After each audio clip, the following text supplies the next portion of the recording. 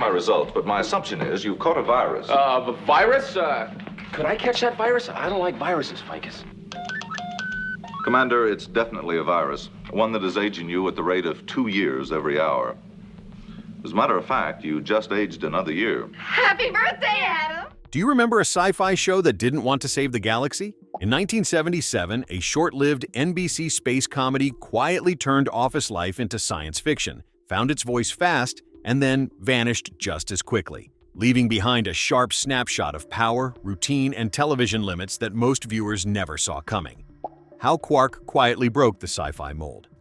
Oh, Adam, this is the bravest thing any man has ever done. To think that I can tell people that I once knew Adam Quark, a man who fought a fight to the death. I never said a fight to the death. I said a meet. When you turn on Quark, the first thing you notice is that nothing unfolds the way space television trained you to expect. There's no solemn captain's speech about destiny. No sense you're witnessing a grand mission of exploration. Instead, you get people standing around a sanitation ship talking about orders that barely make sense. The ship itself doesn't roam the galaxy on a noble voyage. It works for a government agency in space, United Galaxy Sanitation Patrol, cleaning up cosmic trash. That tells you the tone right away. This isn't exploration, it's administration. Episodes still have missions and threats, but they usually start from somewhere petty or bureaucratic. One assignment might involve enforcing a strange regulation. Another might involve transporting something nobody fully understands. Sometimes they're sent to deal with alien groups where the real problem isn't the aliens at all.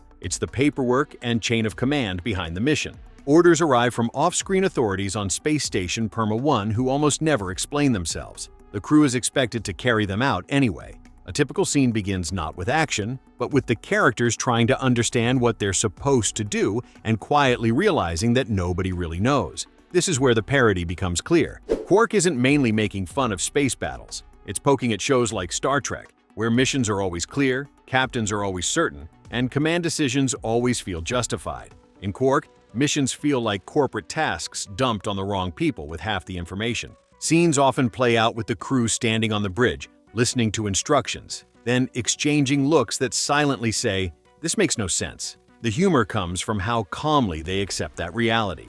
Nothing spectacular resets the world at the end of the episode. Problems usually dissolve through misunderstanding, avoidance, or dumb luck. That's the rhythm of the show. It's less to boldly go and more to reluctantly comply. Captain Adam Quark in action. I'm in command here. Now, what's your name? Ficus Pandorata, sir. You'll get over that, sailor.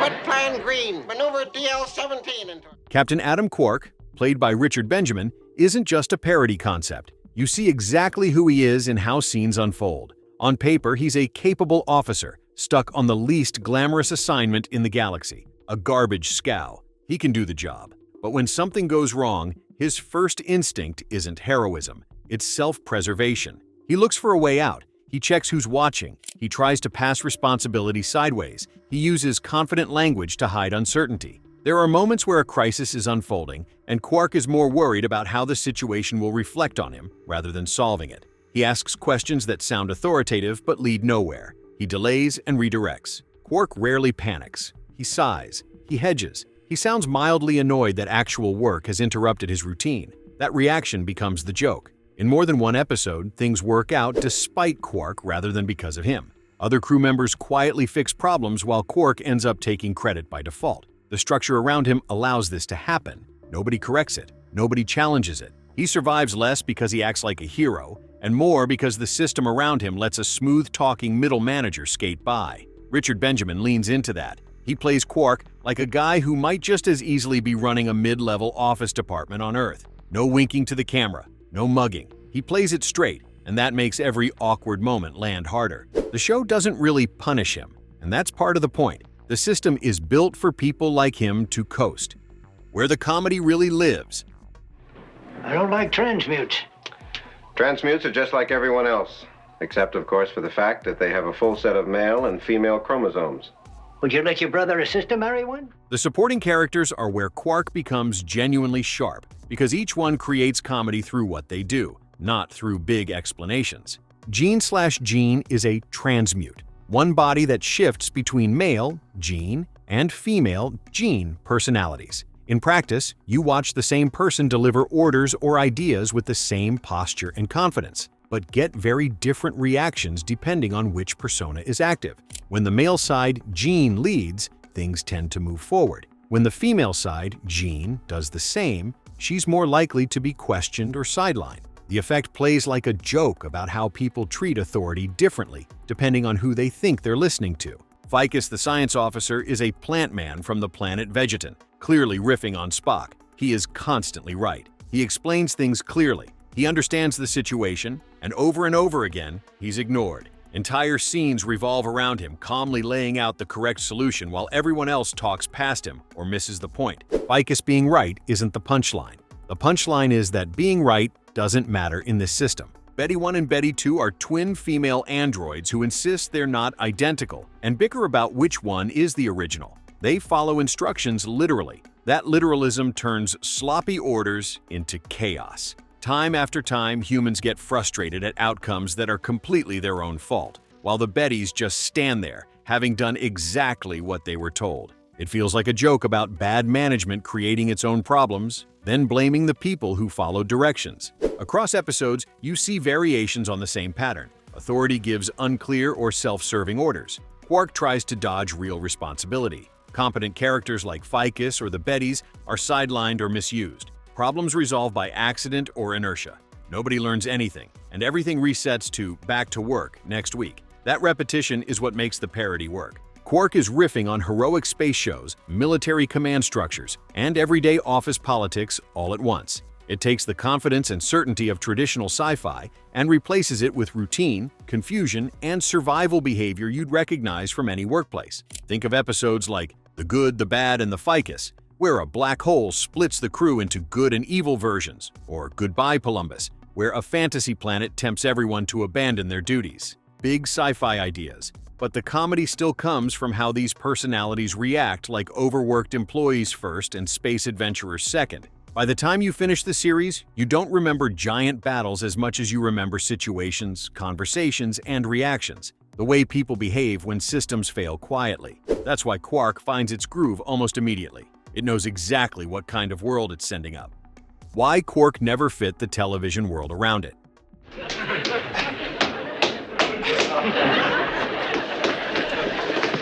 Thank you, Betty. Thank you, Betty. That's enough brushing off. That's enough brushing off. That's an order. By the time Quark landed on NBC, television already had an unspoken rulebook for how shows, especially sci-fi shows, were supposed to behave. They needed to explain themselves fast. They needed to feel confident. They needed a clear, loud hook that told you in 10 seconds why you shouldn't change the channel. Quark didn't do that.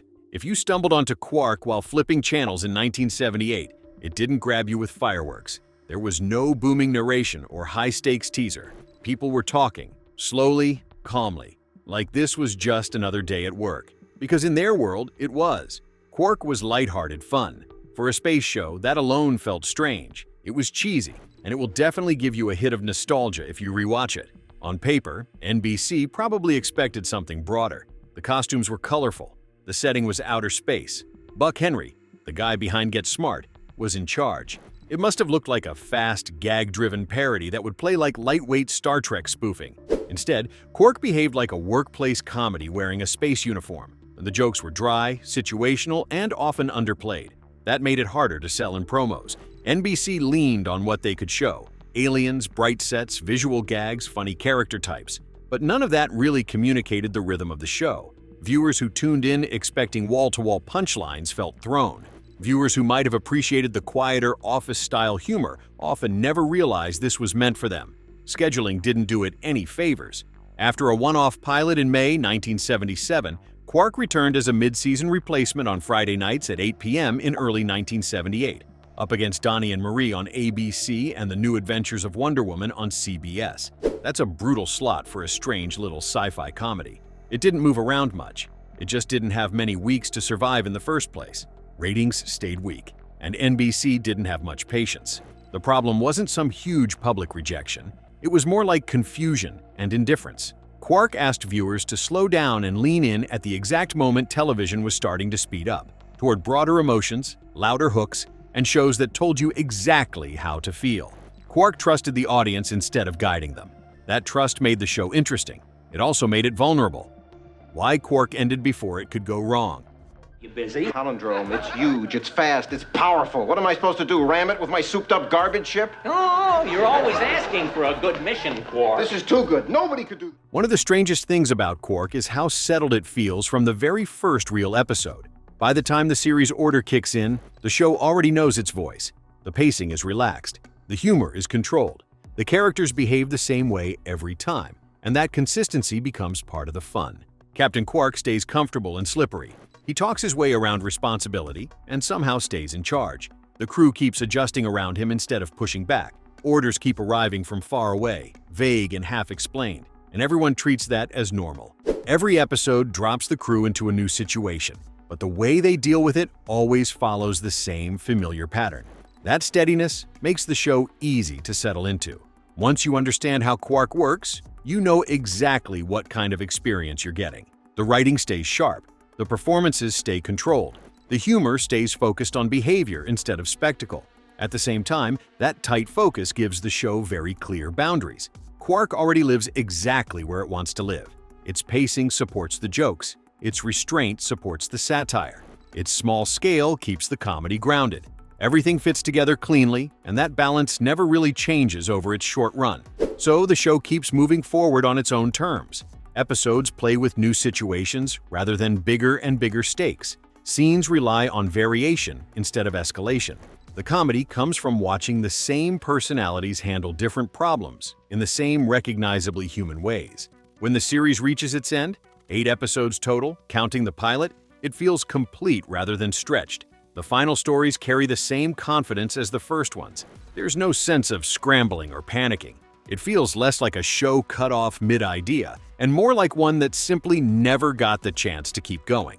On paper, NBC had an easy call. The numbers were bad, Friday competition was brutal, and 8 episodes, pilot included, were all they were willing to buy. For the show itself, though, those 8 episodes feel like a full thought. Quark stops while it still feels like itself. Why Quark still feels alive when you watch it now. Star code is 361128. All right, Vegeton. We'll place you under a heat ray with no water. You'll soon talk and tell us where the source is. I am worried. Watching Quark today hits in a quieter way. It feels like slipping back into a room where the television was already on before you sat down. The picture is steady. The voices are calm. Nothing is trying to yank you forward too fast. In the late 70s, television shared space with the room itself. One screen, one episode, no DVR, no streaming queue. You watched what was on, or you got up and did something else. Quark fit naturally into that rhythm. It never shouted for your attention. It invited it. You could drop in halfway through and still get it. People were talking instead of shouting. Problems unfolded instead of exploding. The ship felt busy rather than heroic. After a few minutes, something clicked. This wasn't really about outer space. This was about everyday life, shifted just far enough away to be funny. The conversations sounded familiar. The routines felt recognizable. Authority drifted somewhere above the people doing the actual work. Everyone adjusted, adapted, and kept things moving without expecting real change. The humor lived inside those small moments, not in big reactions. It didn't try to impress you. It reflected behavior you'd already seen, maybe at your own job. That's why it still feels fresh. Offices still sound like this. Leadership still works like this. Systems still reward confidence more than results. The short run actually helps. 8 episodes move quickly without burning out the idea. Each one brings a new situation, but the tone stays comfortable. Nothing stretches past its natural limit. Every beat feels placed on purpose. The show feels complete.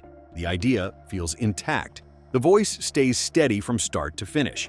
Quark didn't disappear because it failed creatively. It stopped because television wasn't ready to invest in a dry, office-style sci-fi comedy with weak Friday ratings in a brutal time slot. For viewers who find it now, it plays like a little time capsule, a small, sharp, strangely familiar series that understood how people really behave inside systems, and then bowed out before it had a chance to wear out its welcome.